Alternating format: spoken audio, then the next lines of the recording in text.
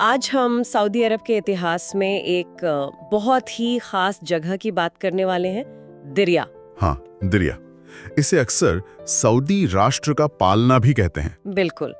और हमारे पास 12 AM PDF दस्तावेज से कुछ पॉइंट्स हैं जो इसकी कहानी समझने में मदद करेंगे। तो आज हम दिरिया के इतिहास को, मतलब पहली सऊदी रियासत की राजधानी के तौर पर इसकी क्या अहमियत थी और आज ये क्यों इतनी अहम है, इस सब पर थोड़ी गहराई से बात करेंगे। सही, ये रियाद के पास ही है और इसका जो अत-तुरैफ जिला है वो तो यूनेस्को की विश्व धरोहर सूची में भी शामिल है। तो चलिए शुरू करते हैं।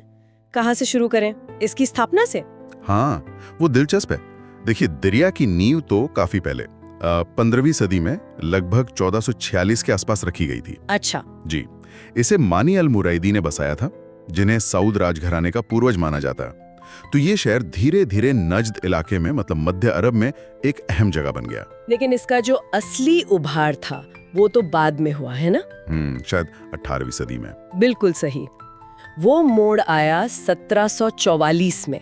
ये साल बहुत अहम है। हाँ, मैंने पढ़ा है इसके बारे में। उस वक्त दिरिया के शासक थे मोहम्मद इब्न सऊद और उनकी मुलाकात हुई एक प्रभावशाली इस्लामी विद्वान मोहम्मद इब्न अब्दुल वहाब से। जी हाँ, और ये सिर्फ एक मुलाकात नहीं थी, ये एक ऐतिहासिक समझौता था, एक गठबंधन। तो ये सिर्फ कोई राजनीतिक डील नहीं थी? नहीं, उससे कहीं ज्यादा गहरा था ये। इसमें मोहम्मद इब्न अब्दुल वहाब का जो धार्मिक सुधार का आंदोलन था, जिसे वहाबी आंदोलन भी कहते हैं, हाँ, जो इस्लाम के मूल सिद्धांतों पर वापस जाने की बात करता था। बिल्कुल। तो उस आंदोलन को मोहम्मद इब्न सऊद की राजनीतिक ताकत और इच्छा शक्ति का साथ मिला और इसी गठजोड़ ने पहली सऊदी रियासत की नींव रखी। और दिरिया बनी उसकी राजधानी। एकदम सही। दिरिया उसका केंद्र बन गया, राजनीतिक भी और धार्मिक भी। और फिर ये रियासत काफी तेजी से फैली। जैसा कि दस्तावेज बताते हैं, अरब प्रायद्वीप के बड़े हिस्से पर इसका असर हो गया था। हाँ, काफी तेजी से विस्तार हुआ।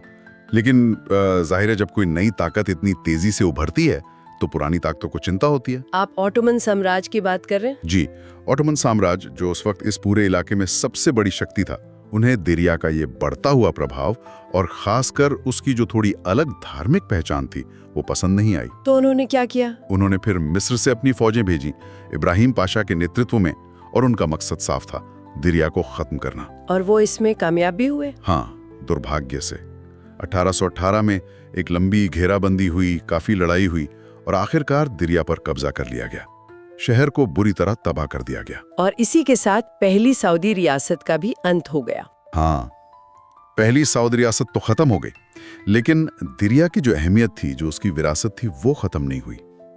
वो कहीं ना कहीं आधुनिक सऊदी अरब की पहचान की जड़ बनी रही। और जैसा आपने शुरू में बताया था, उस तबाही के बावजूद अत-तुरैफ जिला आज भी मौजूद है। बिल्कुल, अत-तुरैफ, जो उस वक्त दिरिया का खास हिस्सा था, जहां हुकूमत चलती थी, महल थे, उसे 2010 में यूनेस्को ने विश्व धरोहर स्थल घोषित किया। अच्छा, तो ये किस तरह की वास्तुकला है वहाँ? ये नजदी वास्तुकला का बेहतरीन नमूना है।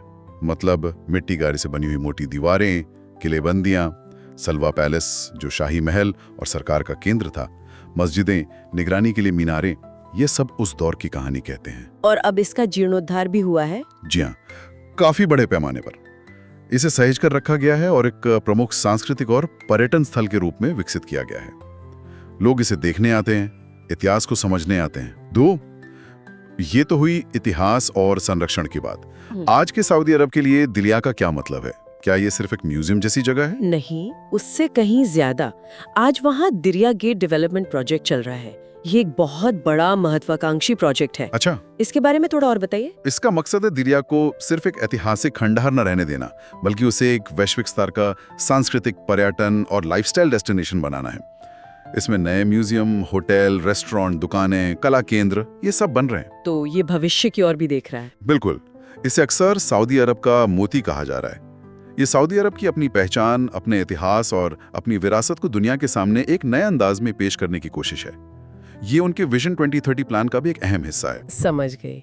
तो संक्षेप में अगर देखें तो दिरिया की कहानी एक छोटे से शहर से शुरू होकर एक ताकतवर रियासत की राजधानी बनने, फिर विनाश झेलने, अपनी विरासत को अत-तुरैफ के जरिए बचाने और अब एक आधुनिक वैश्विक सांस्कृतिक केंद्र के रूप में फिर से जन्म लेने तक की है। हाँ, ये सफर काफी उतार चढ़ाव भरा रहा है और ये एक अहम सवाल भी खड़ा करता है जिस पे शायद श्रोताओं को सोचना चाहिए क्या सवाल? कि दिरिया जैसी ऐतिहासिक जगहों का इस तरह से बड़े पैमाने पर जीर्णोद्धार करना और उन्हें प्रमोट करना आज के दौर में किसी भी देश की राष्ट्रीय पहचान और उसके इतिहास की कहानी को, उसके नैरेटिव को कैसे शक्ल देता है और इसका क्या असर होता है, इस पर विचार किया जा सकता है।